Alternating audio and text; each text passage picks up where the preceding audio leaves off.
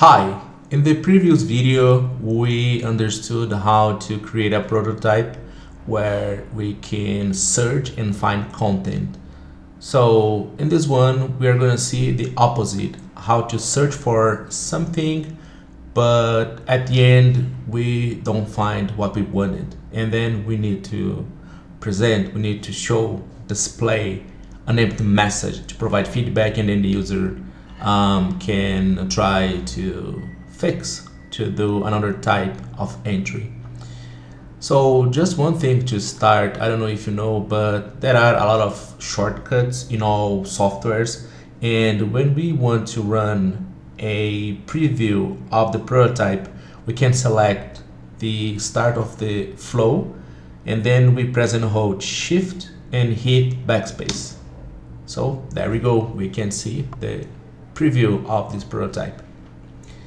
Okay, so we need to hit the magnifier button, then the search bar will be displayed, the keyboard will be released. This animation I show it in the previous videos. Just in case you haven't watched that, I recommend you to give it a shot. So okay, we can see this cursor, it's blinking, we have search nodes, and then let's pretend that we are typing in some entry, and then the system will provide the feedback I talked about. So let's suppose that I started typing pasta, pasta, and then I can see no node with this term. I could provide any type of phrase, even icons or even buttons to like refresh or to get back to the very beginning of this flow, the start. But you decide, you are free to do that. So, and at this point we can hit this close button or even the back button. Both of them, they work pretty similar.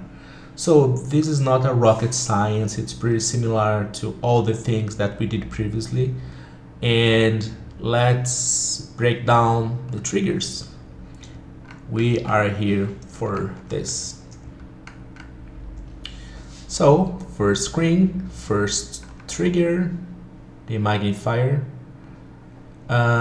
trigger of this interaction, on click navigate to next screen, smart animate. And we don't have anything else on this one. Second screen, we have the back button, on click navigate to previous screen, smart animate.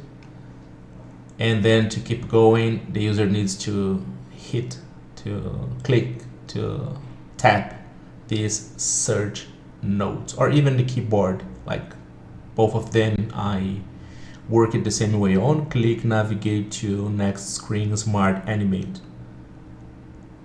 This element is exactly the same trigger. On click navigate to next screen, smart animate.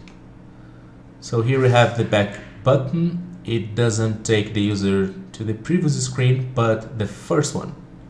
The same happens with the close button. On click navigate to first screen, not the previous one, smart animate.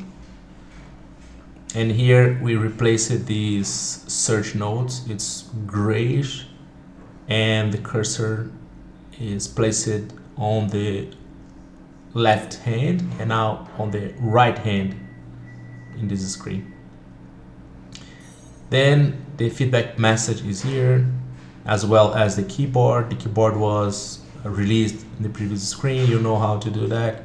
I showed you like to have this animation from the offset, the bottom part, being released into like the middle of the screen, let's say it this way.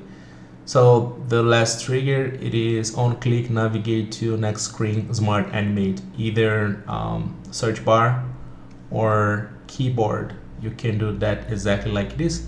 And just to wrap up this tutorial, which is pretty quick, not that long, so I will press and hold shift and then space.